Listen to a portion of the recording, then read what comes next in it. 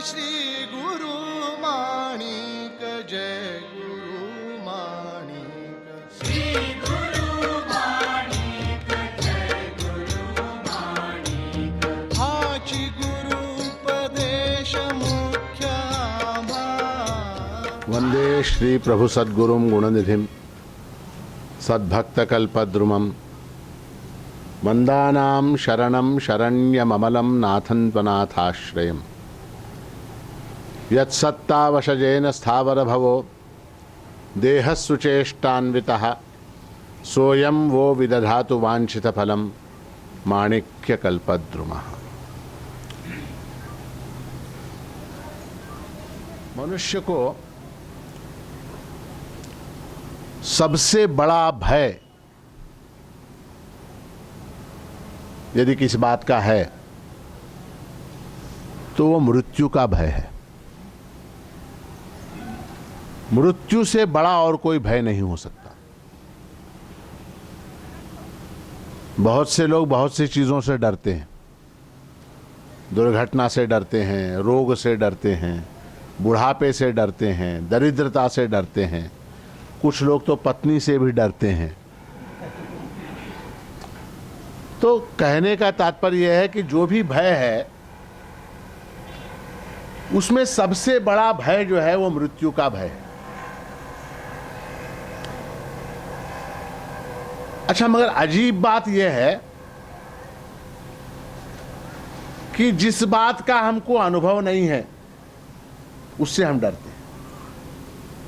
बड़ी विचित्र बात है। आप में से किसी को मृत्यु का अनुभव है? किसी को भी मृत्यु का अनुभव है क्या? तो जिस बात का अनुभव ही नहीं है, जिसको हमने कभी जाना ही नहीं, कभी देखा ही नहीं, उससे हमको भय लगता है। पहली चीज, लोग कह सकते हैं कि महाराज जी हमने स्वयं की मृत्यु का अनुभव नहीं किया है, मगर दूसरे की मृत्यु हमने देखी है, इसलिए भय लगता है। तो इसलिए भय कब लगता है? जब हमको उसका ज्ञान नहीं होता तब भय लगता है। जो जानता है, जिसको ज्ञान है, उसको भय नहीं लगता है? जैसे इलेक्ट्रीशियन है। अब अगर आपने इलेक्ट्रीशियन को बुलाया और उससे कहा भाई ये झूमर जरा खोल, इसमें लाइट नहीं लग रही देख, तो वो क्या करेगा? खोलेगा, उसको जोड़ेगा, तोड़ेगा, जो भी करेगा, रिपेयर करेगा, चालू कर देगा। आपसे अगर कहा जाए कि जरा ये झूमर में लाइट नहीं लग रहा, जरा देखो, तो क्या होगा? हाँ, शॉक लगेगा, शॉक लगेगा, शॉक लगेगा, डर लगेगा। इलेक्ट्रीशियन को मालूम है कब शॉक लगेगा, कब नहीं लगेगा, कहां से लगेगा, कहां से नहीं लगेगा, उसको ज्ञान है, इसलिए वो डरता नहीं। हमको ज्ञान नहीं है उसका। ये पंखे को खोल के बिठाना है या झूमर को खोल के बिठाना है, तो हमको ज्ञान नहीं है, तो हमको डर लगता। 17 बार हम टेस्टर लगा के देखते क्या होगा, क्या होगा, क्या होगा। तो मुख्यतः भय जो है वो मृत्यु का भय नहीं है, अज्ञान के कारण भय है। मृत्यु का ज्ञान नहीं है, इसलिए भय। आई समझ में बात कि मृत्यु का हमको ज्ञान नहीं। मृत्यु यानी क्या? तो हमारा ये जो शरीर है, ये जो शरीर है, इसके 3 हिस्से हैं, या 3 रूप में ये शरीर है, या कह सकते हैं 3 शरीर है। 3 शरीर है। मैं कई बार आपको बता चुका हूं कि 3 शरीर हैं। एक तो ये जो ऊपर ऊपर दिखाई दे रहा है, इसको कहते हैं स्थूल शरीर। ठीक है, स्थूल शरीर। इसका प्रतिक्षण नाश हो रहा है।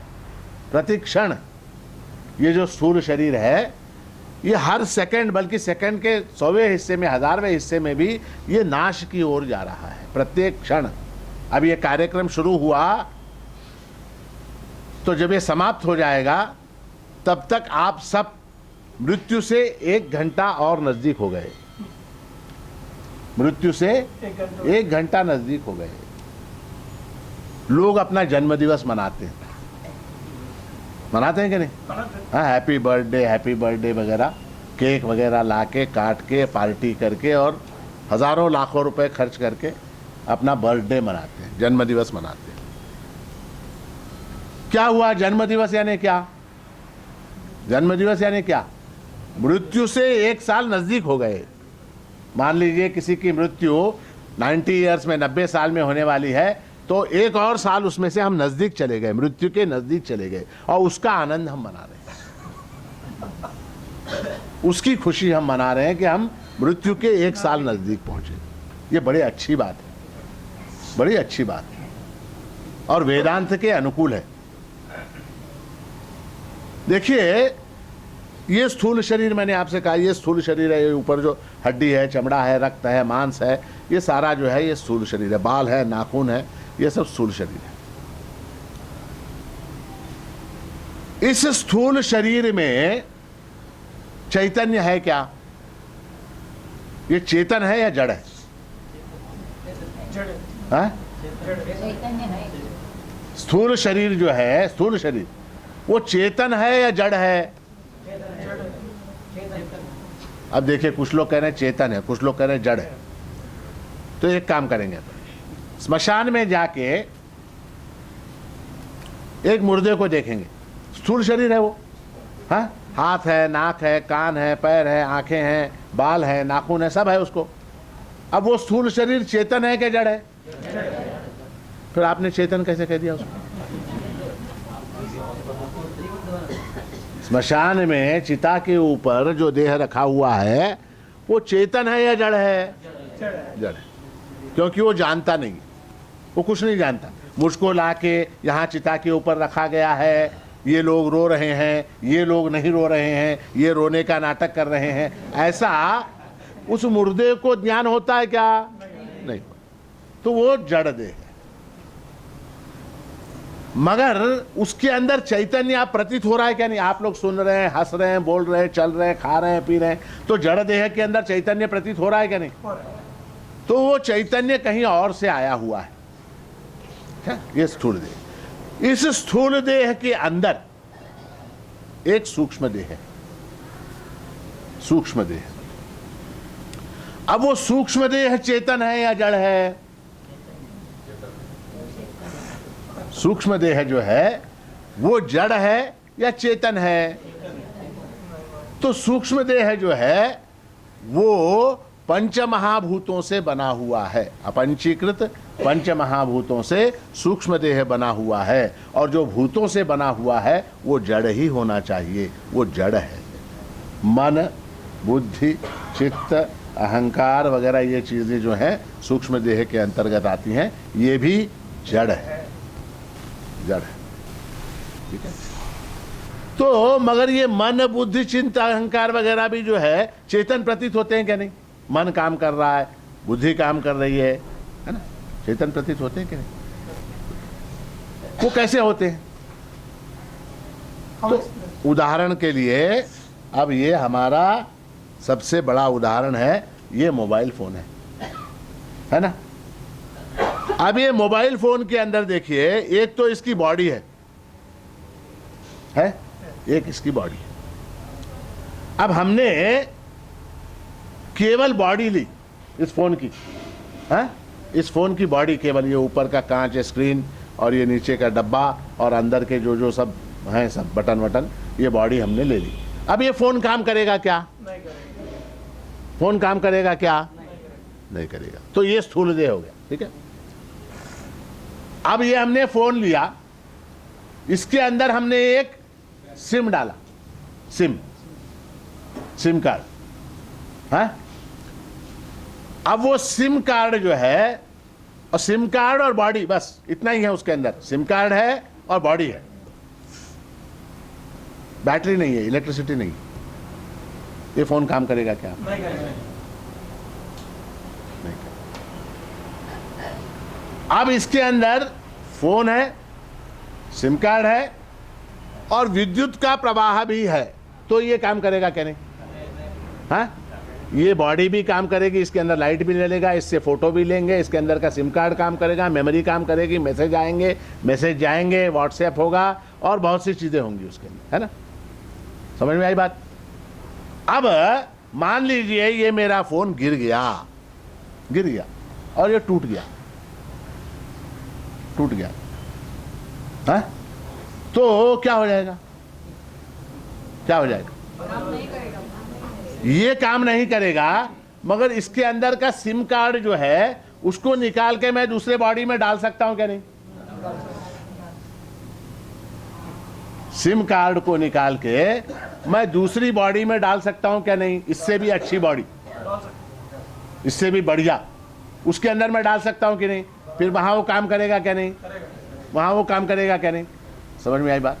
तो मृत्यु का अर्थ है बॉडी का, स्थूल शरीर का टूट जाना, खराब हो जाना, सड़ जाना, गल जाना, स्थूल शरीर का नष्ट हो जाना। अब स्थूल सूक्ष्म कारण 3 देह हैं, हर एक को हमने 33% हमने अगर दिया, तो जब हम मरते हैं तो कितना परसेंट मरते हैं? 33% हम मरते हैं, 66% तो हम जिंदा रहते हैं। First class marks 66% is suppose to be first class. तो जब मरते हैं तो 66% तो कुछ नहीं होता, 66% को कोई नुकसान नहीं होता, केवल 33% चला जाता है। कौन सा? ये ऊपर, ये चला जाता है 33%। ठीक है, इसको वेदांत शास्त्र में इस तरह से समझाया गया है कि स्थूल शरीर जो है वो एक बकेट की तरह, बकेट समझते हैं? बकेट, बाल्टी, बकेट। स्थूल शरीर एक बकेट है, उसके अंदर पानी भरा हुआ है। सूक्ष्म शरीर, उस बकेट के अंदर पानी भरा हुआ है, उसको कहते हैं सूक्ष्म शरीर। ठीक है, अब उस पानी के अंदर सूर्य जो है वो प्रतिबिंबित हो रहा है। किसमें? पानी के अंदर सूर्य की किरणें जो हैं वो सूर्य जो है उसके अंदर प्रतिबिंबित हो रहा है। तो पानी प्रकाशमान दिखाई देता है क्या नहीं? पानी के कारण बकेट भी प्रकाशमान दिखाई देता। पानी के कारण पहले तो सूर्य की रोशनी बकेट के पानी में गिरी, सूर्य की रोशनी के कारण बकेट का पानी जो है वो चमकने लगा, और पानी के चमकने के कारण बकेट भी चमकने लगा। ठीक है, तो हमारा सबका भी वैसा ही ये बकेट है, इसके अंदर सूक्ष्म शरीर रूपी पानी भरा हुआ है, उसके अंदर परमात्मा प्रकाशित हो रहा है, उसको कहते हैं चिदाभास। क्या कहते हैं उसको? चिदाभास।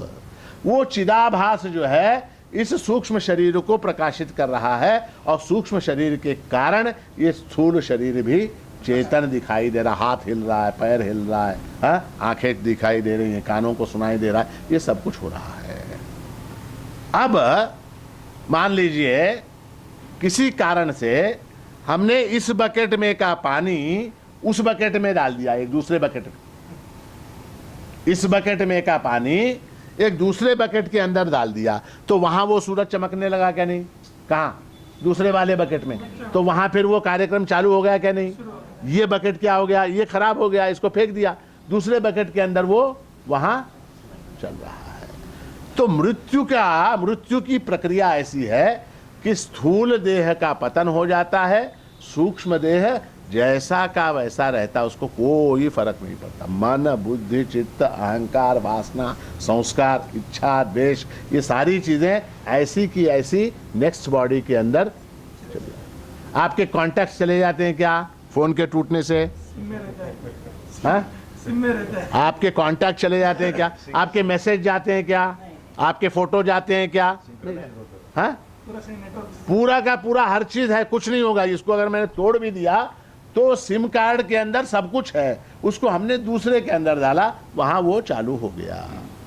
ठीक, अब एक बात, इस सिम कार्ड के अंदर, इस वाले फोन के ये जो बॉडी है, इस सिम कार्ड के अंदर जो आखिरी मैसेज होगा, याद रखिए, इस सिम कार्ड के अंदर जो आखिरी मैसेज होगा वो वहां पर नए फोन में, नए बॉडी में पहला मैसेज होगा। समझ में आई बात? है?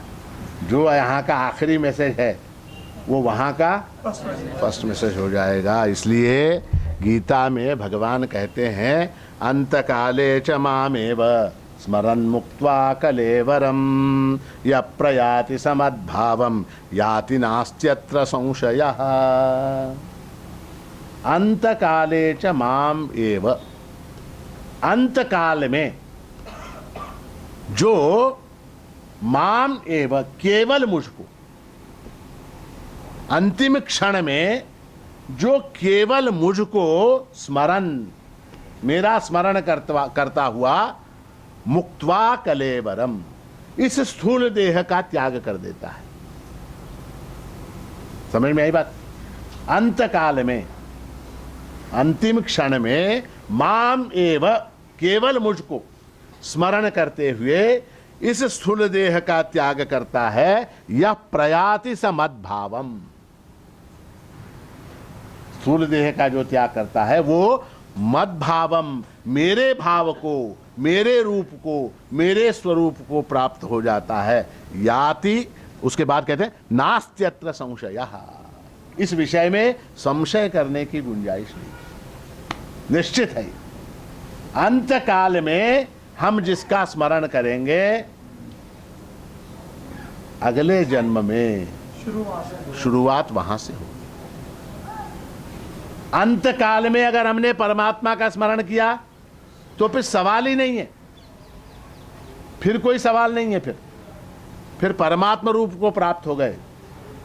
अंत काल में अगर किसी विषय का स्मरण करते हुए स्मरण करते हुए देह का त्याग किया तो वो उस विषय से फिर नया जन्म शुरू होगा। अंत काल का बड़ा महत्व, अंत, इसको अंत्यमति भी कहते हैं, अंत का।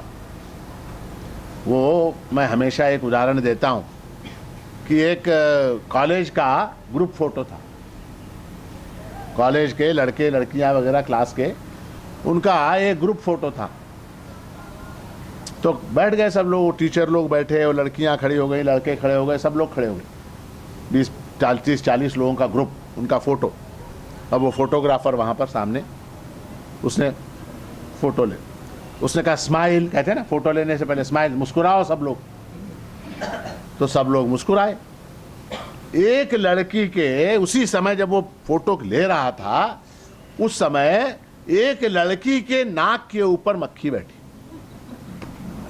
एक लड़की के नाक के ऊपर मक्खी बैठी, इसलिए उसने ऐसे किया चेहरा। अब मक्खी को ऐसे तो नहीं उड़ा सकते, फोटो ले रहा हो, उसने ऐसे नाक को थोड़ा टेढ़ा किया।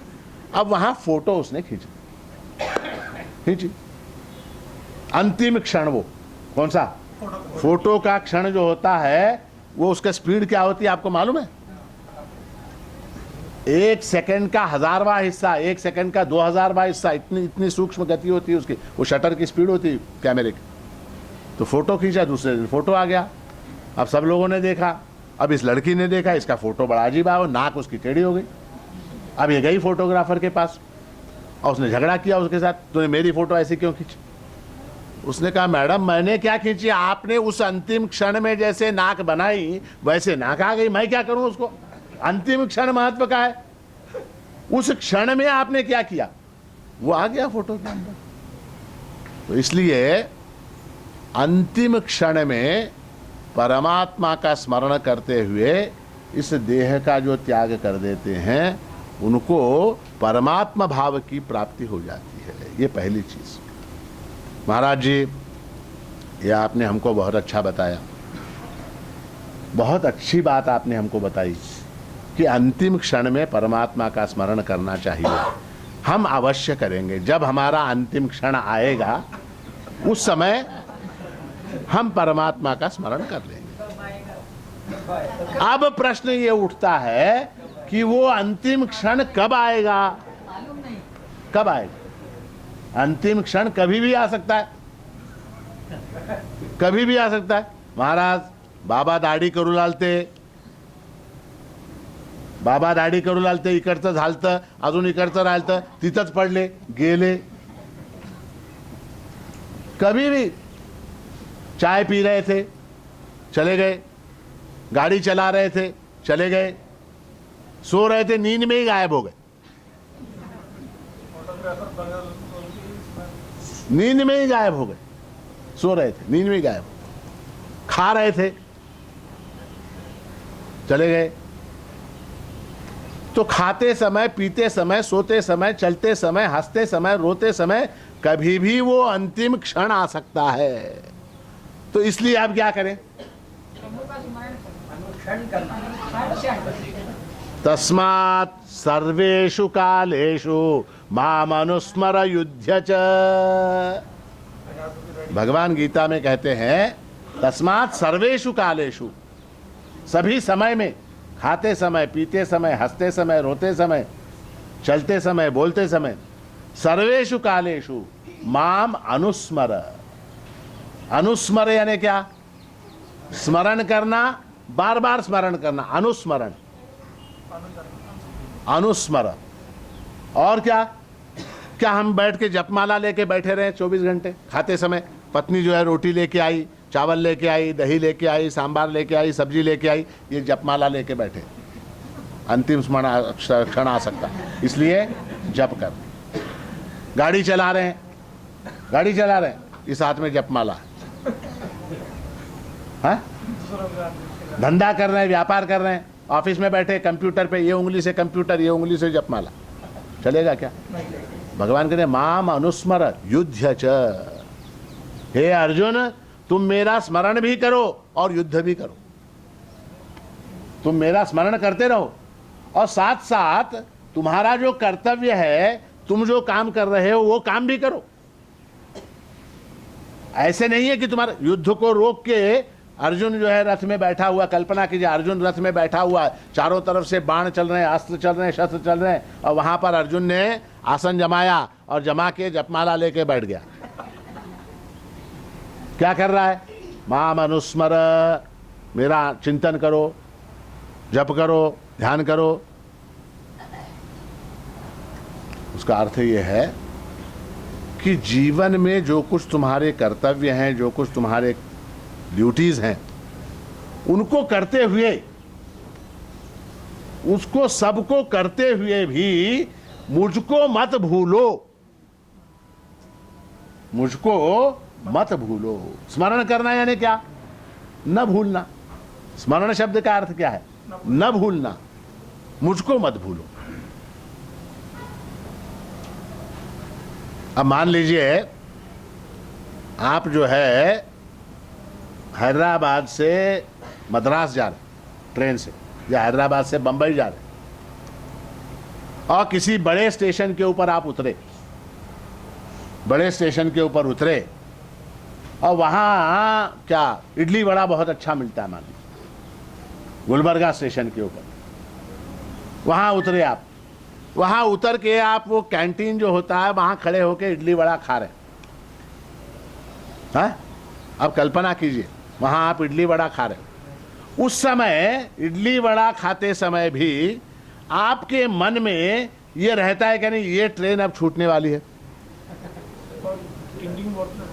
अंदर से एक भाव रहता है कि अब ये ट्रेन छूटने वाली है। बराबर अनुसंधान बना रहता है कि कितने देर में वो इडली वड़ा खत्म करना है, या एक खत्म करना है, एक को मूछ के गाड़ी के अंदर ही ले जाना है, या गाड़ी के अंदर बैठ के एक खाएंगे, एक यहाँ बाहर खाएंगे। ये ट्रेन अब 3 मिनट में छूटने वाली है, 4 मिनट में छूटने वाली है। मैं जहाँ खड़ा हूँ वहाँ से मेरा डिब्बा जो है 1-2 मिनट के अंतर पर है। हाँ, इन सारी चीज़ों का भास ध्यान होता है कि नहीं? ध्यान होता है कि नहीं इन सारी चीज़ों का? तो वो इडली वड़ा खा रहा है, ट्रेन के कैंटीन के ऊपर खड़ा है, मगर ध्यान कहाँ बना हुआ उसका? अगर मान लीजिए उसका ध्यान पूरा का पूरा इडली वड़े में चला गया तो क्या होगा?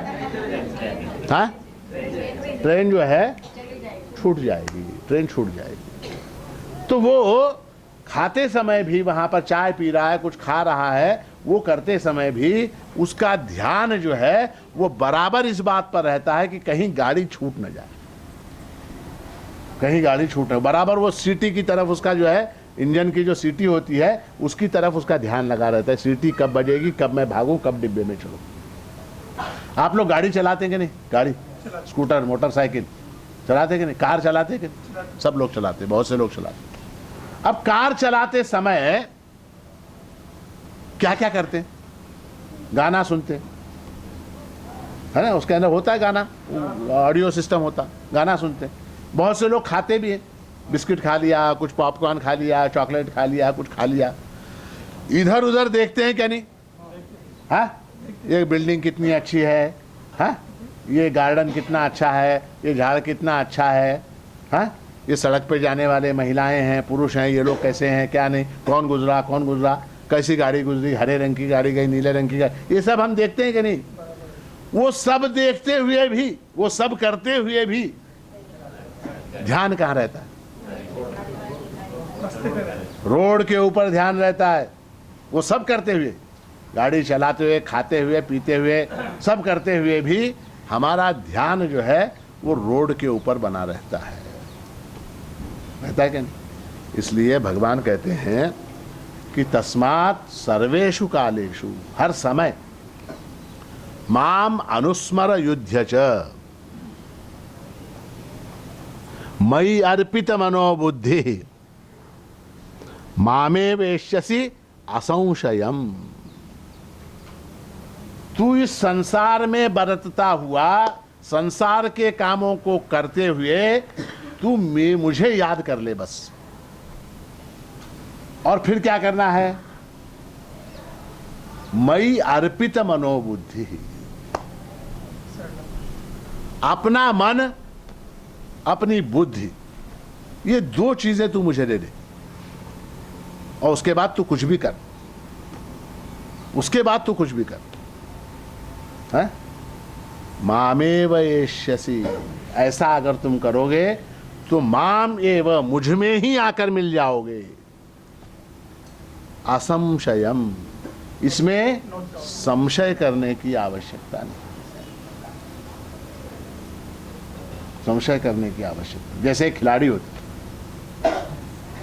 है क्या नहीं? अब मान लीजिए कि मैं खेल रहा हूं, ये कोई खेल खेल रहा हूं, अब ये मेरे हाथ में अंगूठियां हैं दो, मान लो क्रिकेट खेल रहा हूं, अब ये दो अंगूठियां हैं, इन अंगूठियों के होते हुए मैं बॉलिंग कर सकता हूं क्या? उंगलियों का प्रयोग कर सकता? नहीं कर सकता। तो मैं क्या करता हूं? इनको उतार के, हाँ, अंपायर के हाथ में दे देता हूं। अंपायर क्या, बहुत से लोग अपनी टोपी दे देते हैं, अपना चश्मा दे देते हैं अंपायर को, अपना स्वेटर निकाल के दे देते हैं, देखा ना टीवी के ऊपर क्रिकेट मैच में? तो वो अपनी टोपी, अपने अंगूठी, अपना चश्मा, मोबाइल क्या करते हैं कि वो अंपायर के हाथ में दे देते हैं, और उसके बाद निश्चिंत हो जाते हैं। उसके बाद अगर मान लीजिए ये अंगूठी मैंने निकाली और ग्राउंड के ऊपर कहीं रख दी और उसके बाद बॉलिंग करने लगा, तो गायब हो जाएगी कि नहीं? अंगूठी मेरी गायब हो जाए, कोई उठा लेगा। तो बेहतर यह है कि अंगूठियों को उतार के, घड़ी को उतार के, मोबाइल को, टोपी को, चश्मे को उतार के अंपायर के हाथ में दे देना, और उसके बाद मस्त होके खेलना, मस्त होके खेल, है ना? तो भगवान भी कह रहे हैं कि तू खेल, तू खेल, मन बुद्धि मेरे पास रख, मन और बुद्धि, बाकी कुछ नहीं। भगवान ये नहीं कह रहे तेरे पैसे दे, तेरी संपत्ति दे, तेरा प्लॉट मुझे दे दे, हाँ, तेरा बैंक बैलेंस दे दे, ये नहीं मांग रहे। क्या मांग रहे हैं? मयि अर्पित मनोबुद्धि, मन और बुद्धि ये मुझे दे दे। तस्मात् सर्वेषु कालेषु माम अनुस्मर युध्य च, हमेशा मुझको तू याद करते रहे, मुझको मत भूल। याद करना तो दूर की बात, भूल मत, बस भूल मत। समझ में आई बात? अब नेक्स्ट, ये याद करना यानी किसको याद करना? भूल जाता है उसका। नहीं, मगर सवाल ये उठता है कि जिसको हमने देखा नहीं, जिसको हमने जाना नहीं, जिसको हम पहचानते नहीं, उसको याद कर सकते हैं क्या?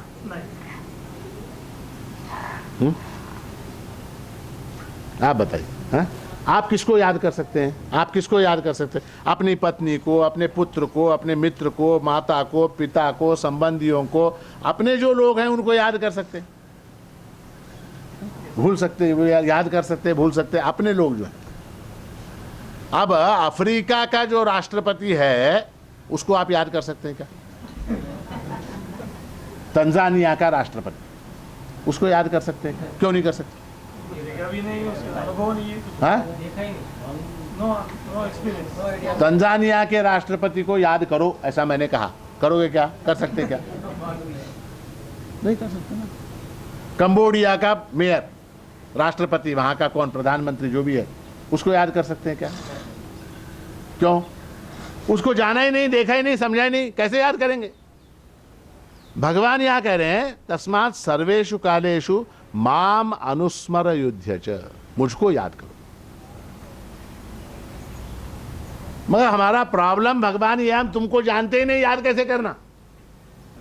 हम तुमको जानते ही नहीं, पहचानते ही नहीं, समझते ही नहीं हम तुमको, तो याद कैसे करेंगे? तो उसका उत्तर गीता में ही भगवान ने दिया है कि पहचाने कैसे उसको पहचाने कैसे परमात्मा को।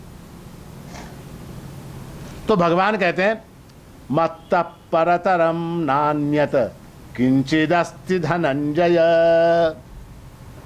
मयि सर्वमिदं प्रोतं सूत्रे मणिगणा इव। मत्तः परतरम नान्यत किंचिदस्ति धनंजय, तुम मुझको पहचानने की बात कर रहे हो, मेरे अलावा और कुछ है ही नहीं यहां पर। देखिए, इसको हम पहचानते हैं, इसको हम नहीं पहचानते, इसको हम जानते हैं, इसको हम नहीं जानते, ये भाव कब आता है? कब आता? जब अनेक हो, जब अनेक वस्तुएं होंगी, तब हम ये कहेंगे कि इसको हम जानते हैं, इसको हम नहीं जानते। एक ही वस्तु अगर होगी तो हम कह सकते हैं क्या इसको नहीं जानते? बहूनाम जन्मनाम अन्ते ज्ञानवान माम प्रपद्यते वासुदेव सर्वमिति स महात्मा सुदुर्लभः। भगवान कहते हैं बहूनाम जन्मनाम अन्ते,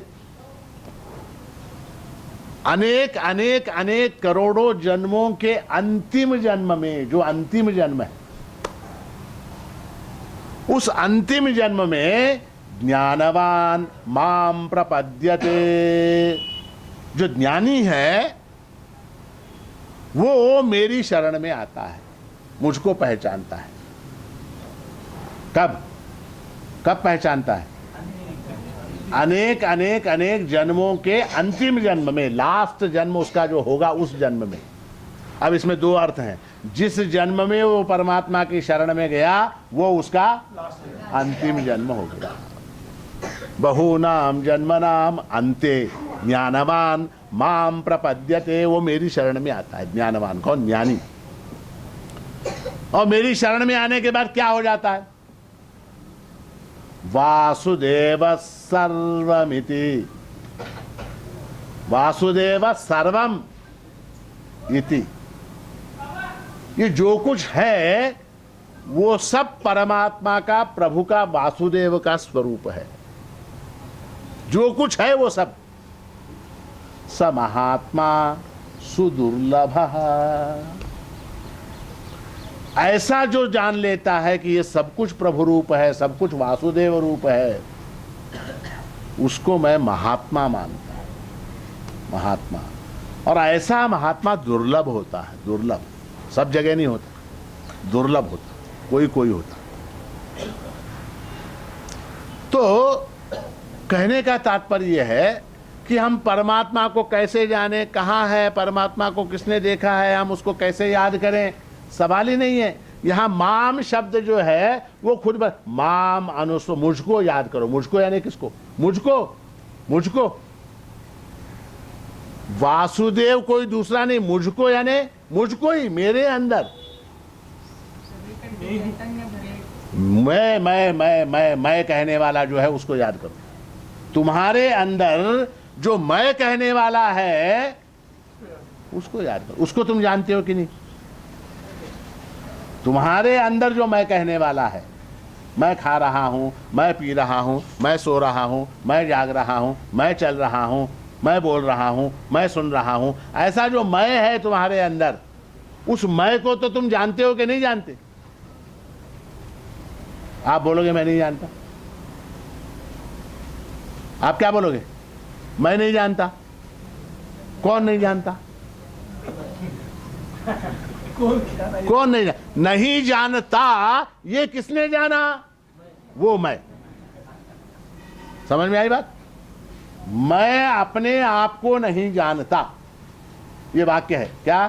ध्यान दीजिए, दिमाग के ऊपर जोर डालिए। ये कोई नहीं बताता, मैं बता रहा हूं और फ्री में बताता हूं। तो मैं अपने आप को नहीं जानता, है ना? ये किसने जाना? किसने कहा? उसने जानकर कहा कि न जानकर कहा? उसने जानकर कहा कि मैं अपने आप को नहीं जानता, ये जानकर कहा। ऐसा जो कह रहा है वो कहने वाला तो है ना। ऐसा जो कह रहा है कि मैं अपने आप को नहीं जानता, वो जो मैं है वही माम, उसी को यहां भगवान माम कह रहे। माम अनुस्मर युध्य च अंत काले च माम एव स्मरन् मुक्त्वा कलेवरम।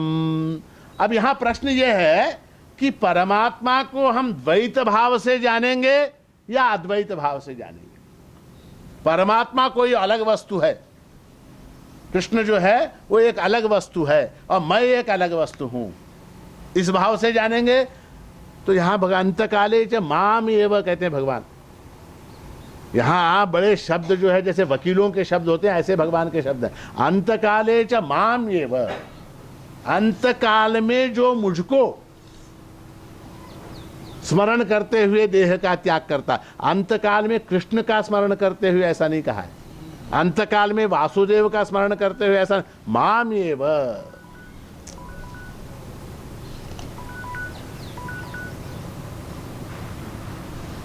तो कहने का तात्पर्य है कि अंतकाल में परमात्मा का स्मरण जो है आत्म रूप से, परमात्मा का स्मरण आत्म रूप से,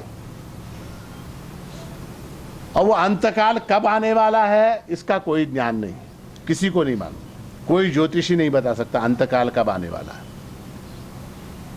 तो इसलिए हमेशा हमेशा सतत अनुस्मर, अनुस्मर शब्द का अर्थ है बार बार बार बार याद करना, और याद करने का अर्थ है न भूलना। याद करना ये कोई प्रयत्न पूर्वक की जाने वाली क्रिया नहीं है। देखिए, हम लोग ये समझते हैं कि याद करो परमात्मा को, याद करो परमात्मा को, याद करो। तो क्या करते हैं हम लोग? जपमाला लेके बैठे, आसन सिद्ध करके बैठे, और हमने आंखें बंद कर ली, और आंखें बंद करके हमने याद करने की शुरुआत कर दी।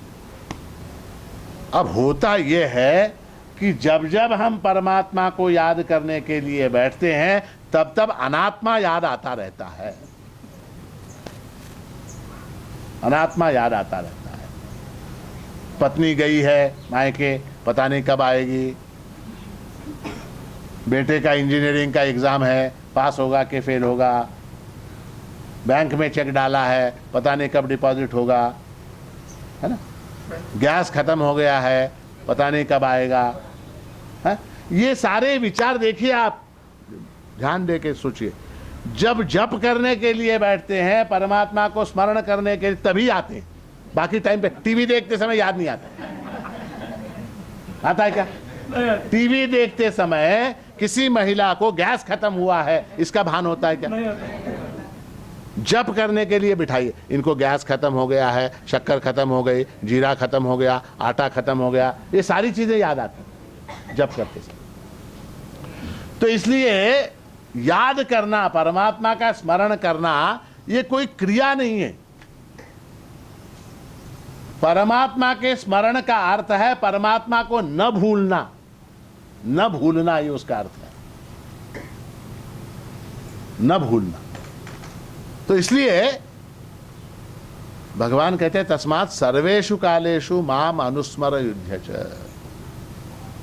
तो कैसे स्मरण करेंगे जिसको जानते नहीं है? तो भगवान का परिचय जानना आवश्यक है।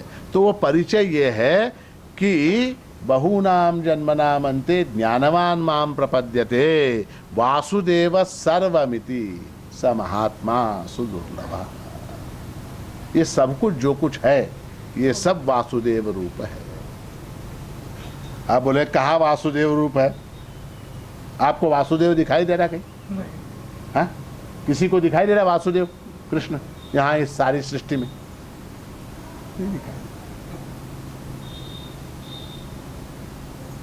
तो ऐसा है कि उसको जानने के लिए थोड़ी सी बुद्धि का प्रयोग करना पड़ता। इसी गीता में भगवान कहते हैं बीजम माम सर्वभूतानाम विद्धि पार्थ सनातनम। मैं इस समस्त चराचर सृष्टि का बीज रूप हूं। बीज बीज हूं मैं, मुझसे ये सब उत्पन्न होता है। जैसे अब ये वृक्ष है, यहां पर सामने वृक्ष दिखाई दे रहा, इसका कारण क्या? ये वृक्ष क्यों हुआ? बीज से हुआ। और अंत में ये वृक्ष क्या हो जाने वाला है? लास्ट में उससे फिर बीज ही उत्पन्न होने वाला है। उस वृक्ष से अंत में क्या होगा? बीज से शुरुआत और अंत में बीज ही होगा। ठीक है, इस समय मुझे बीज दिखाई दे रहा है क्या?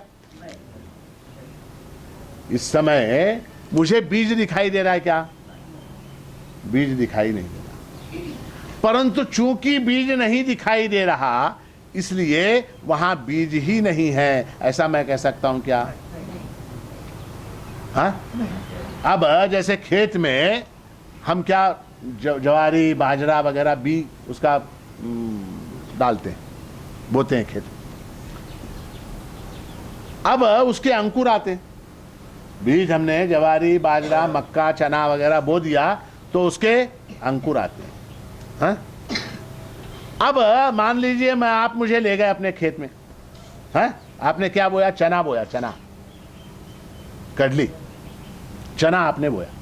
आप अपने खेत में मुझे लेके गए और आपने दिखाया अपना खेत और कहा महाराज नम कड़ली अरे नोड महाराज ये हमारा चना है, इसको आप देखिए। हाँ? ये हमारा चना है। कहाँ है वहां चना? चना है क्या वहां? वहां तो पौधे हैं हरे हरे, चना कहाँ है? चना है ही नहीं। बाजरा है, ज्वारी है, आप ले गए, किसी की गाय आई खा के गई, तो आपने क्या कहा?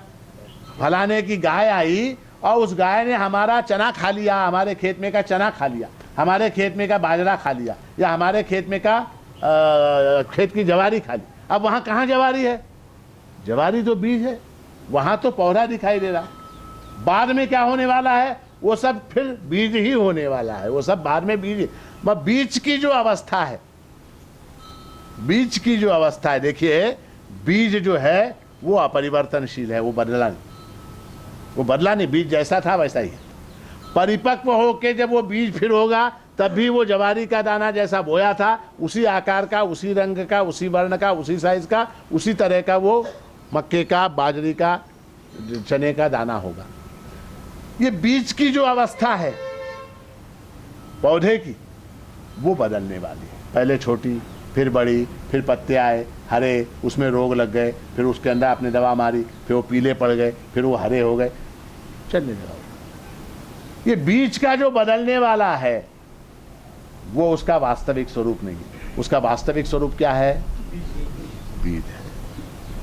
तो भगवान जब ये कहते हैं बीजम माम सर्वभूतानाम विद्धि पार्थ सनातनम, मैं इस संसार का बीज हूं। बीज यानी क्या?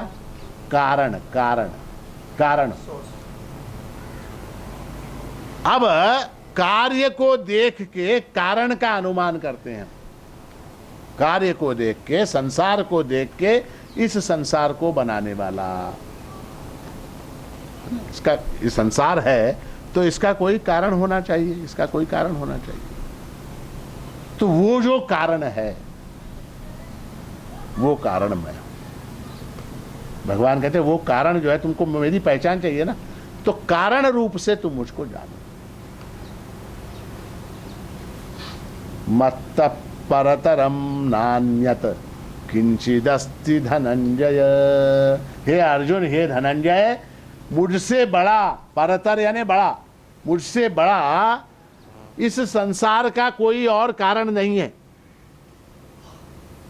इस संसार का मुझसे बड़ा और कोई कारण नहीं है। मत्तः परतरम नान्यत् किंचिद अस्ति धनंजय मयि सर्वमिदं प्रोतम सूत्रे मणिगणा इव। जिस प्रकार माला होती है कि नहीं, माला, वो माला जो टिकी हुई है उसके अंदर के जो मणि हैं वो किसके कारण टिके हुए हैं? हाँ, धागे के कारण टिके हुए हैं। धागा है इसलिए ये माला है, अगर धागा ना हो तो माला ही नहीं। माला ही नहीं। अब मान लीजिए आपने ऐसी माला देखी है क्या कि जिसके मणि भी सूत के हैं, धागे के हैं, और उन मणियों में पिरोने वाला धागा भी सूत का है। मणि होते क्या नहीं, पुराने जमाने में हम जब जो स्कूल में पढ़ते थे तो ये प्लास्टिक के बटन नहीं थे, उस जमाने में बटन वो धागे के होते थे। आपको याद है किसी को धागे के बटन? हाँ, धागे के बटन, वो धागे की गुंडी होती थी, बटन होते थे, उसको पिरोने के लिए फिर धागा है। तो सूत्र यानी धागा। तो मई सर्वमिदं प्रोतम सूत्रे मणिगणा इव, जिस तरह से ये मणियों को पिरोने वाला धागा होता है उस तरह से मैं इस समस्त सृष्टि में मुझ में ये सृष्टि पिरोई हुई, ये जो दिखाई दे रहा है सब कुछ वो मेरे अंदर पिरोई हुई है, मेरे कारण ये सब दिखाई दे रहा है महाराज जी। सही बात है, आप कह रहे हैं वो परमात्मा अगर है तो फिर दिखाई क्यों नहीं देता? सवाल हमारा वही है, परमात्मा को दिखाई क्यों नहीं देता, ये सवाल है। मैं आपसे ये पूछता हूं कि आपने फोटो देखा? फोटो फोटो में फोटोग्राफर दिखाई देता है क्या? क्यों नहीं दिखाई देता? मैंने फोटो, आपने मुझे एक फोटो दिखाया, मैंने कहा कि इसका फोटोग्राफर ही नहीं है कोई, है फोटो तो है ना, बगैर फोटोग्राफर के फोटो हो सकती क्या? मगर वो फोटोग्राफर फोटो के अंदर क्यों नहीं दिखाई देता? बढ़िया, वो कैमरे के पीछे है इसलिए दिखाई नहीं देता। मैं दिखाई नहीं देता इसलिए वो नहीं है, ऐसा कहना बुद्धिमानी है या मूर्खता है? बताइए। हाँ, फोटोग्राफर दिखाई नहीं दे रहा इसलिए फोटोग्राफर है ही नहीं, ऐसा बोल सकते क्या हम? फोटो है वो इस बात का प्रमाण है। किस बात का? वो the photograph itself proves the existence of the photographer. Photo है वो इस बात का स्वयं प्रमाण है कि वहां एक फोटोग्राफर है, उसके बगैर वो फोटो नहीं बन सकती। अच्छा, अगर मान लीजिए फोटो में फोटोग्राफर का भी चेहरा दिखाई देना चाहिए ऐसा लगे तो फिर क्या करना चाहिए? हाँ, फोटोग्राफ में फोटोग्राफर भी दिखाई दे ऐसा अगर हमको लगे तो हमको क्या करना चाहिए? आईना लगा सकते, सेल्फी भी ले। सबसे आसान बोलो, आईना फिना कौन लगाता? सेल्फी। सेल्फी। सेल्फ यानी क्या? खुद को फोटो। सेल्फ शब्द का अर्थ है आत्मा। सेल्फ शब्द का अर्थ है आत्मा। सेल्फी शब्द का अर्थ है आत्मा से, आत्मा रूप से ही उसको जाना जा सकता है, दूसरा कोई उपाय नहीं है। फोटोग्राफर अगर फोटो के अंदर चाहिए तो फिर आत्मा में देखना होगा, सेल्फी लेनी होगी, सेल्फी लेनी होगी। बगैर सेल्फी के फिर फोटोग्राफर दिखाई नहीं देगा, आपको सेल्फी लेनी होगी। अब सेल्फी यानी क्या? सेल्फ, अपने आप को जानना होगा। कल मैं गुलबर्गा गया था, वहां एक कार्यक्रम हो, वहां एक बात मैंने बताई थी, याद आ रही, बता रहा हूं। सेल्फ यानी अपने आप को जानना। हम अपने आप को किस हद तक जानते हैं, कितना जानते हैं? अपने आप को हम कितना जानते हैं? नाम जानते हैं अपना, अपना नाम, माँ बाप का नाम, वजन, हाइट, हाँ, और क्या? कलर, दाढ़ी है क्या नहीं, बाल है क्या नहीं, इस हद तक अपने आप को जानते हैं, उससे ज्यादा नहीं जानते। मैं ये जो कुछ भी जानते हैं वो सब क्या है? उस मोबाइल फोन की बॉडी को जानने जैसा है, केवल स्थूल शरीर को जानते हैं, उससे ज्यादा हम कुछ नहीं जानते। उसके अलावा भी बहुत कुछ हमारे अंदर है, जिसको हम नहीं जानते। जैसे मोबाइल फोन होता है, फिर मोबाइल फोन की बात, मोबाइल फोन के अंदर ऐसी अनेक चीजें हैं अभी जिसको आप जानते नहीं है। बहुत सी चीजें हो सकती हैं उसके अंदर, बहुत सी चीजें उसके अंदर हो सकती हैं अभी जिसको हम इस्तेमाल ही नहीं करते। हम केवल मैसेज भेजना, फोटो खींचना, व्हाट्सएप करना, फोन पे बात करना, बस गाने सुनना, इतना ही करते हैं। इसके अलावा भी बहुत सी चीजें हैं उसके अंदर जिसको हम कभी इस्तेमाल नहीं करते। उसी तरह से ये जो हमारा व्यक्तित्व है, पूरा स्थूल सूक्ष्म कारण देह है, इसके अंदर अनंत शक्ति भरी हुई। क्योंकि जब हमने कहा वासुदेव सर्वम, सब कुछ वासुदेव रूप है, ऐसा कहा, तो सर्वम के अंदर हम आ गए कि नहीं? वासुदेव सर्वम, सब कुछ वासुदेव है।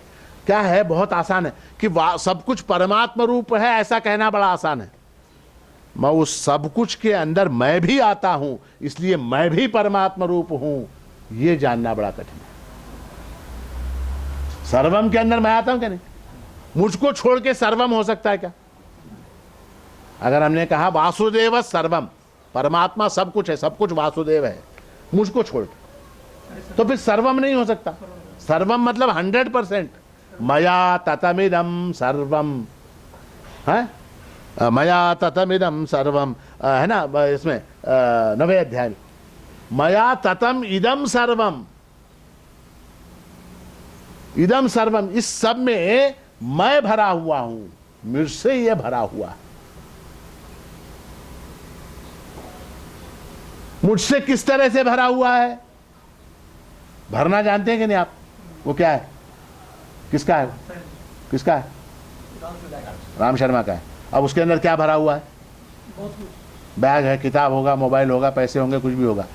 तो परमात्मा जगत के अंदर भरा हुआ है, तो जैसे इस बैग के अंदर कपड़े, किताबें वगैरह भरी, उस तरह भरा हुआ है क्या? हाँ, इधर लाओ, बैग लाओ, ये बैग है, इस बैग के अंदर कुछ सामान है।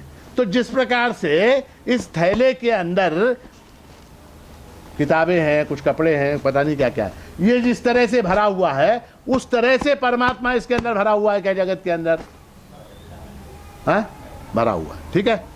अब इसमें से मैं इन चीजों को निकाल सकता हूं क्या? नहीं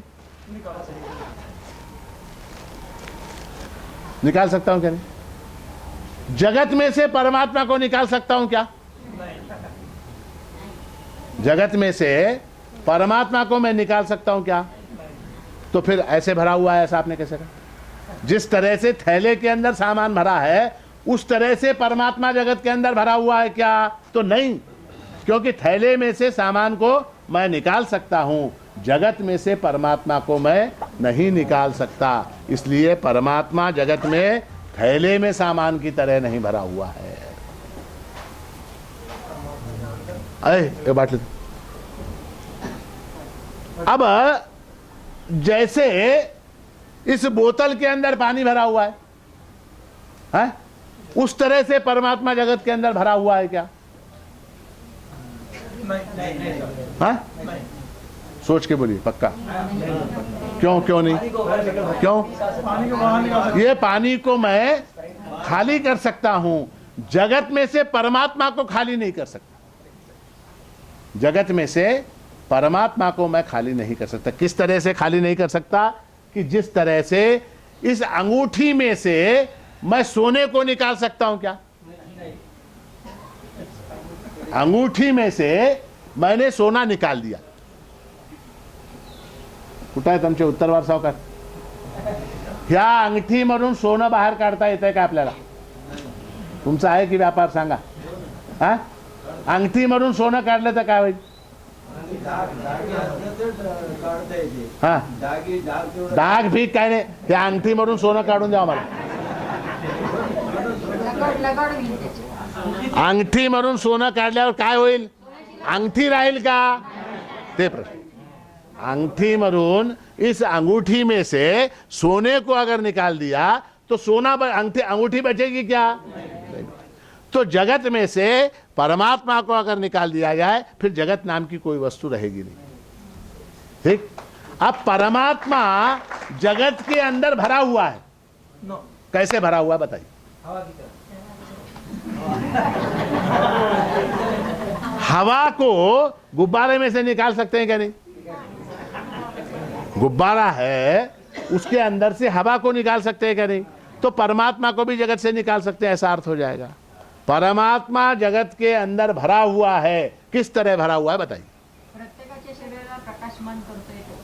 नाही, पण तो भरलेला आहे ना, हो, म्हणून तर कसं कसं त्याचं उदाहरण देऊन सांग, कसं भरलाय? तो गेला की सब शरीर पडलंच ना. नाही तर उदाहरण देऊन सांगा ना, कसा भरलाय तो? ನೀರೇ ಉಪ್ಪಿದ್ದಂಗೆ. ನೀರಾಗಿನ ಉಪ್ಪು ತೆಗಿಬಹುದು, ಏನು ಮಾಡಬೇಕು? ಒಂದು ಭೋಗಣಿ ಇಡಬೇಕು, ಕಾಸಬೇಕು, ಆ ಇದು ಬರ್ತಾರಲ್ಲ ಏನು ವಾಫ್ ವಾಫ್, ಆ ವಾಫ್ ಬಾಜಿಗೆ ತಗೋಬೇಕು, ಉಪ್ಪು ಇಲ್ಲೇ ಉಳಿತದೆ, ಆ ವಾಫಿಗೆ ತಣ್ಣಗೆ ಮಾಡಿದ್ರೆ ಮತ್ತೆ ನೀರಾಯ್ತು. तो आहे एक प्रतिबिंबित परमात्मा जगत के अंदर भी है, बाहर भी. उदाहरण दे के समझाइए। परमात्मा जगत में मया ततमिदं सर्वं जगदव्यक्त मूर्तिना मत्स्थानि सर्वभूतानि न चाहम तेषु अवस्थितः। तो परमात्मा स्वयं कह रहे हैं नवे अध्याय में, मैं भरा हुआ हूं। कैसे भरा हुआ हूं बताइए? परमात्मा, हाँ ये करेक्ट है। जिस तरह से पानी बर्फ में पानी भरा होता है, उस तरह से, जिस तरह से बर्फ के अंदर पानी भरा। आपने बर्फ देखी क्या? नहीं। हाँ, कब देखी? लास्ट कब देखी बर्फ? जब आइसक्रीम खाते हैं. तो बर्फ के क्यूब होते हैं क्या? नहीं, क्यूब फ्रिज के अंदर गर्मी के दिन में हम लोग क्यूब निकाल के गिलास में डाल के ठंडा करके पीते पानी। तो बर्फ, उस बर्फ के अंदर जिस तरह से पानी भरा हुआ है, उस तरह से ये परमात्मा सब तरफ सर्वत्र व्याप्त है, सर्वत्र व्याप्त है, सब में भरा हुआ है। ये बच्चे के अंदर है कि नहीं? हाँ, वो बच्चे के अंदर है क्या? नहीं। आपके अंदर है क्या? नहीं। आपके बीवी के अंदर है क्या? नहीं। आपके दुश्मन के अंदर है क्या? नहीं। दुश्मन के अंदर, चोर के अंदर, बदमाश के अंदर, आतंकवादी के अंदर, पुलिस के अंदर, जज के अंदर, सब के अंदर, पेड़ में, पशु में, कुत्ते में, गाय में, भेड़ में, भैंस में, सब में, सर्वम में सब आ गया। सर्वम मतलब सब आ गया। आपको लगता है क्या आप परमात्मा हैं?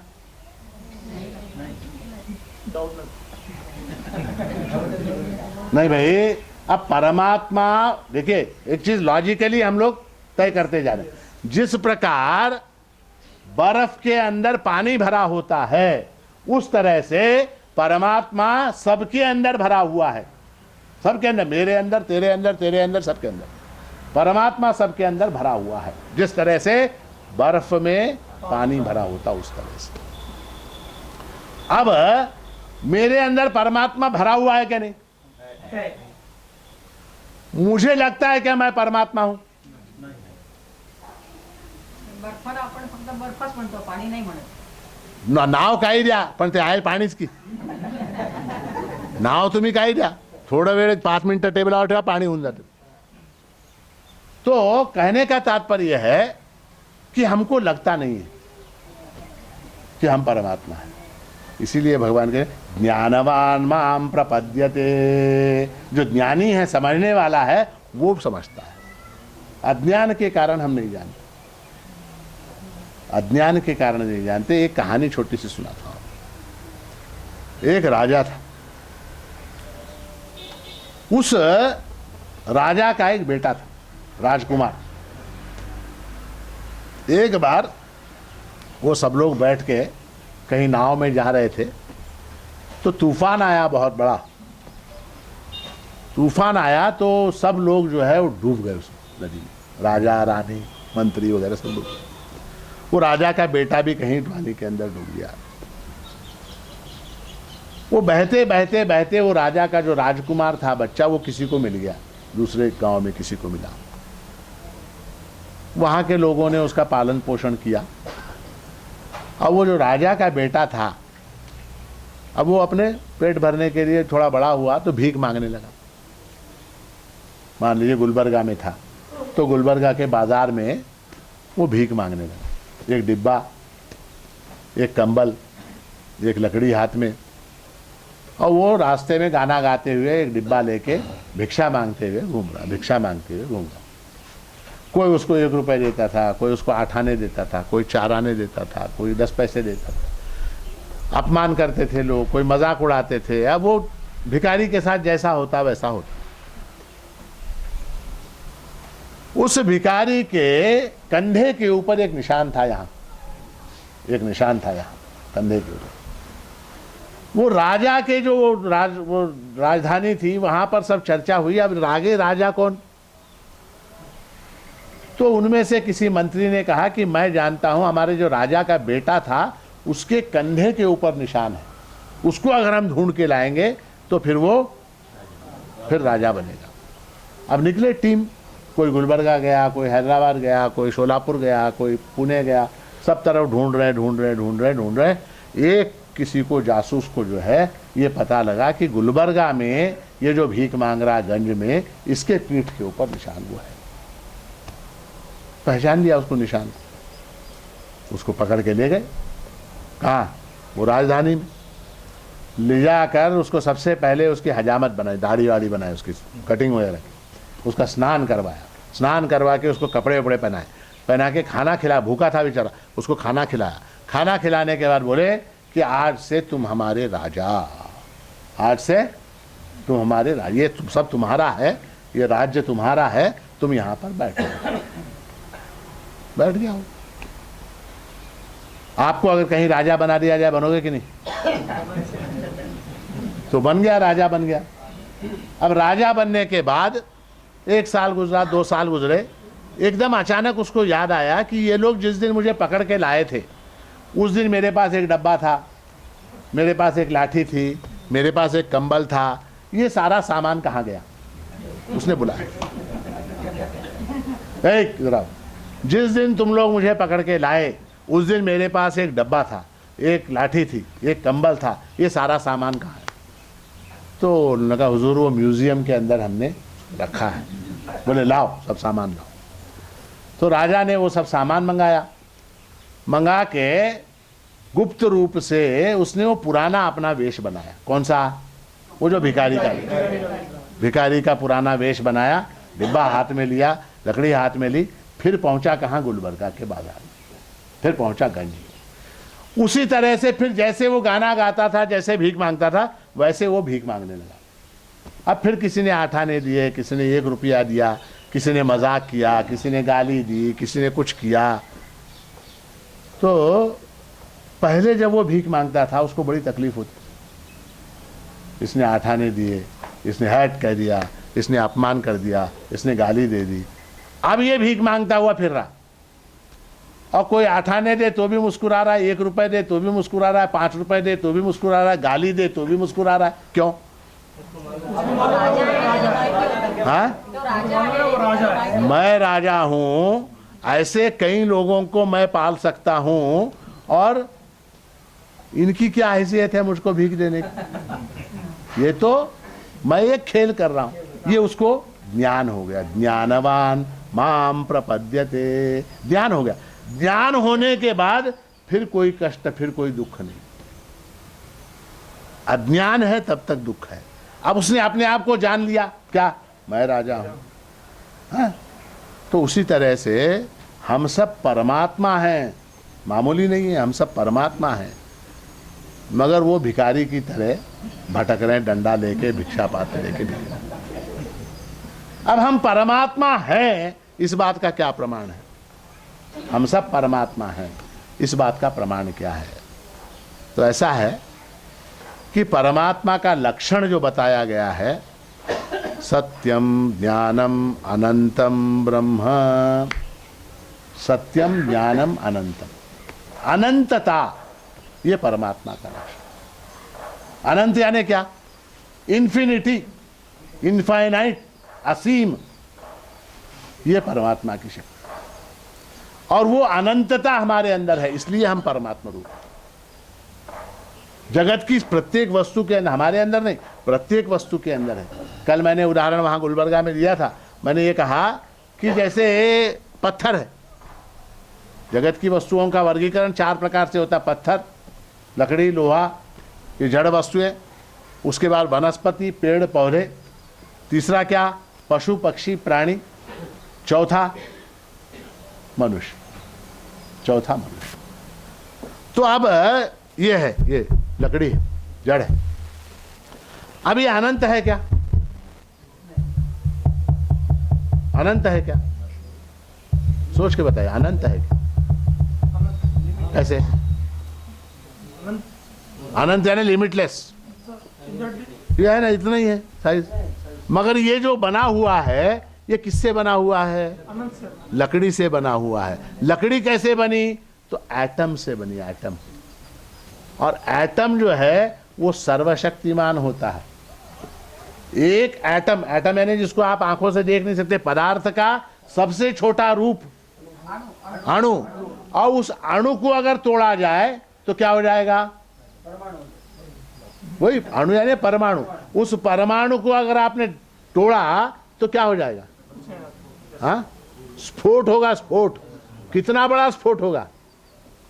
कितना बड़ा? हिरोशिमा नागासाकी में 8 अगस्त 1942 को एक एटम बम गिराया गया। आज 70 साल तक वहां पर जो है एक घास का तिनका नहीं उगता। इतनी विनाशकारी शक्ति है उसके, इतनी शक्ति है उसके अंदर। एटम को तोड़ने से वो शक्ति उत्पन्न होती है। और ऐसे करोड़ों एटम से ये बना हुआ है। तो ये अनंत है कि नहीं? अनंत शक्ति है इसके अंदर, इस वस्तु के अंदर। लकड़ी में, लोहे में, पत्थर में, सारी वस्तुओं में अनंत है। बीज है, बीज, वृक्ष के बीज है। वो बीज अनंत होता है कि नहीं होता? कैसे अनंत हुआ? एक बीज है, उस एक बीज से क्या कितने गिन नहीं सकते आप। वो पुराने जमाने में कहते हैं अमेरिका से गेहूं आता था, अमेरिका से PL480 गेहूं आता था। उस गेहूं में पता नहीं कहां से एक बीज आया। किसका? हाँ, आप लोग बोलो, मैं नहीं बोलूंगा। एक बीज आया। अब पता नहीं उसको कांग्रेस क्यों कहते हैं, मुझे नहीं मालूम, मगर एक बीज आया। अब उस बीज के कितने हो गए? जहां देखो वहां अनंत अनंत। कश्मीर से लेके कन्याकुमारी तक रोड के दोनों तरफ एक ही नमूने के पौधे, गार्डन पूरा। कौन सा? उसको क्या कहते हैं? उसका नाम है कुछ, हाँ, उसको पार्थेनियम कहना चाहिए, क्योंकि हम लोग कर्नाटक में रहते हैं, हमको भाषा संभल के बोलनी चाहिए। पार्थेनियम उसका नाम। आप लोग महाराष्ट्र वाले, तेलंगाना वाले कुछ भी बोलो, हम उसको पार्थेनियम बोलेंगे। तो वो जो कांग्रेस का पौधा है वो अनंत है क्या? नहीं, हाँ, अनंत है। तो उस तरह से प्रत्येक बीज के अंदर अनंतता छिपी हुई है, अनंतता उसके अंदर छिपी हुई है।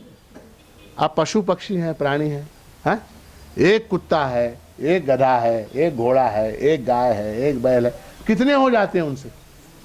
अनंत अनंत अनंत हो जाते हैं, अनंत हो जाते हैं। एक चूहा है, घर में एक चूहा आ गया तो महीने भर में 1000 चूहे हो जाते। एक मच्छर,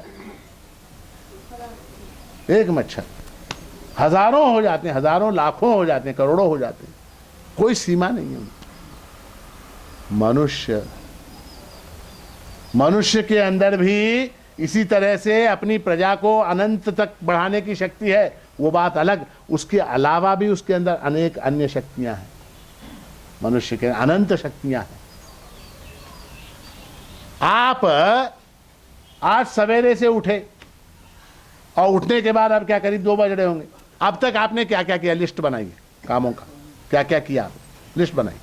सुबह उठे, स्नान किया, है, नाश्ता किया, 3, बस में बैठे, गाड़ी में बैठे, माणिकनगर आए, 4, प्रभु का दर्शन किया, 5, और यहाँ आके बैठे प्रवचन में 6। कुल मिला के मोटे तौर पे आपने 6 काम किए, है ना? मैं वास्तव में अगर देखें तो आपने 6 करोड़ काम किए अब तक, 6 करोड़। आपकी आंखों ने सुबह 6 बजे से अब दोपहर के 2 बजे तक कितने रंग देखे? कितने रंग आपने देखे?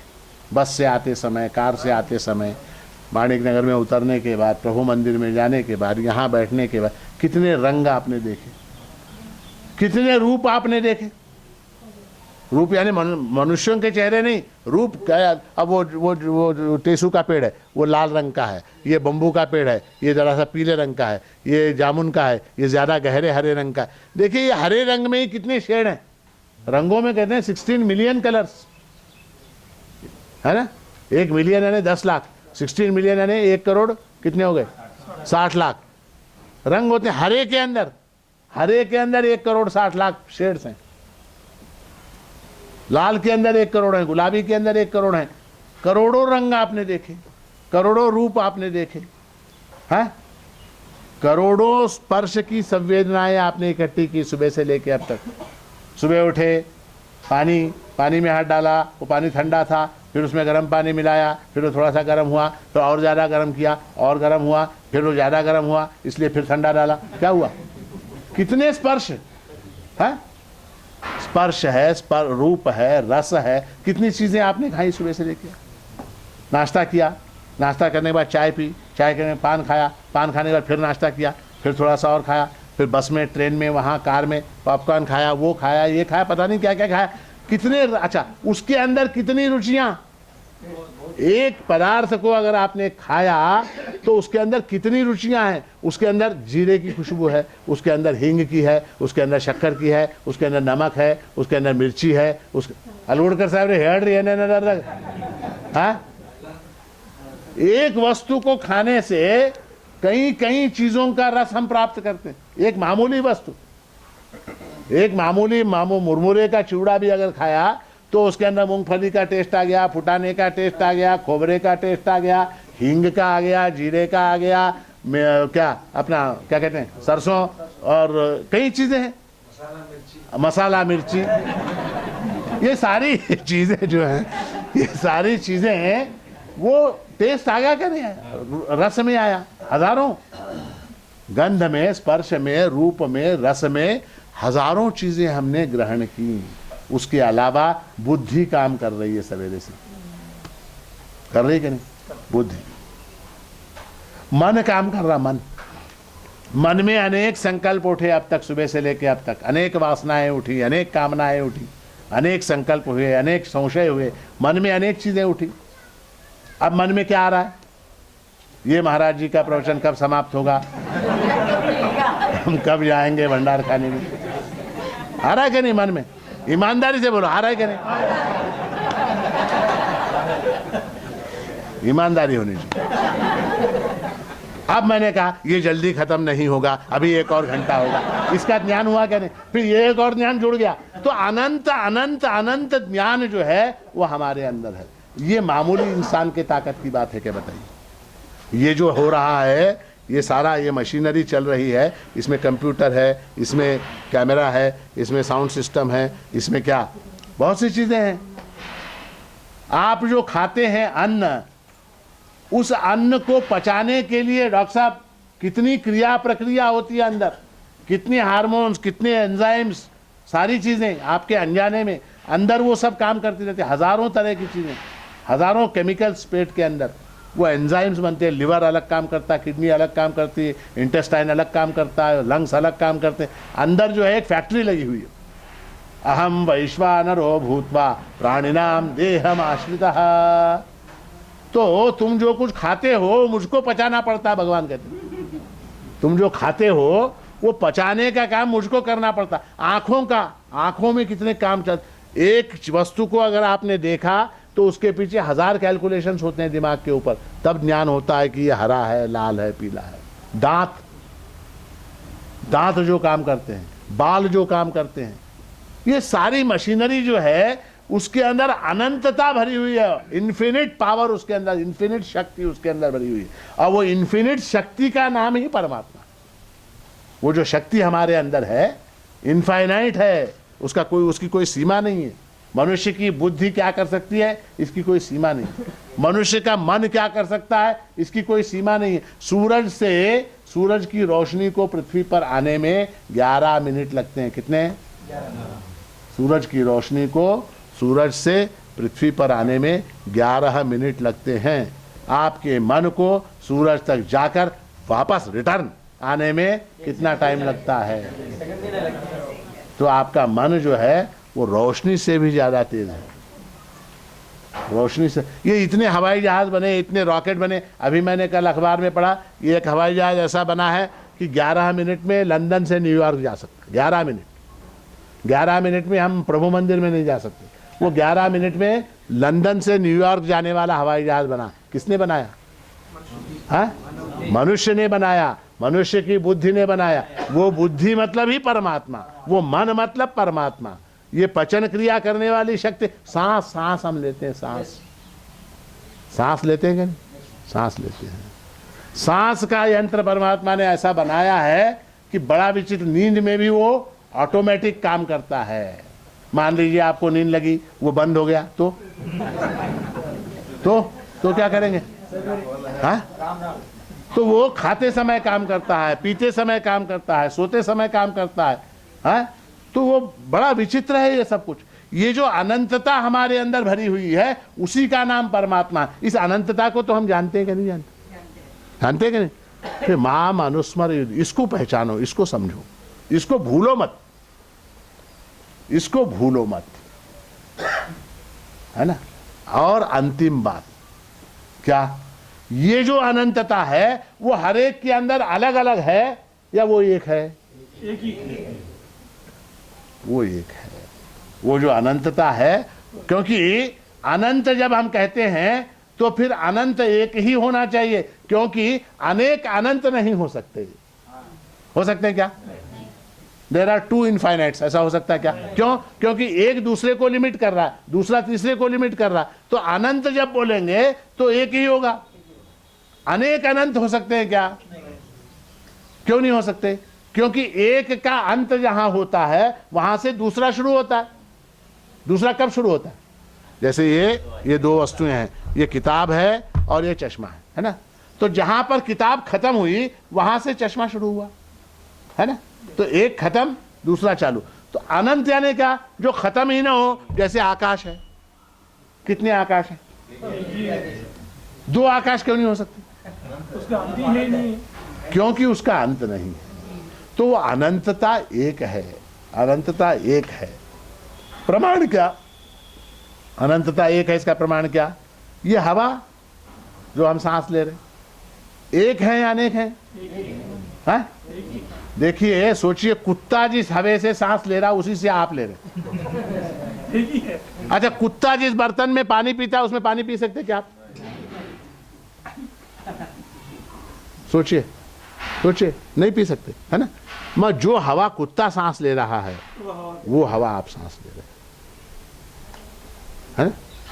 गधा जिस हवा से सांस लेता है उसी हवा से आप सांस लेते हैं। मनुष्य में भी ब्राह्मण, क्षत्रिय, वैश्य, शूद्र, अनेक जाति, धर्म, हिंदू, मुसलमान, फलाने ढिमकाने जितने हैं वो सब एक ही हवा से सांस ले रहे हैं। अगर वो हवा बंद हो जाए तो क्या हो जाएगा? न रहेगा बांस, न बजेगी बांस, न हिंदू रहेगा न मुसलमान रहेगा।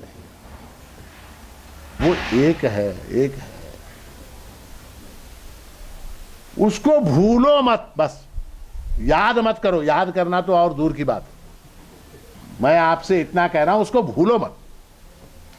माम अनुस्मर युध्य च। और किस तरह से करना है वो? मन बुद्धि को अर्पित करते हुए। मन को और बुद्धि को परमात्मा को अर्पित करते हुए। जैसे खेलते समय हम अंगूठी, घड़ी वगैरह निकाल के अंपायर के हाथ में देते हैं, उस तरह से। तो फिर क्या होगा? ऐसे अगर आपने अंगूठी, घड़ी वड़ी अंपायर के हाथ में देके निश्चिंत तौर पे अगर आप खेले तो निश्चित जीतोगे आप लोग। फिर हार नहीं हो, निश्चित जीतोगे।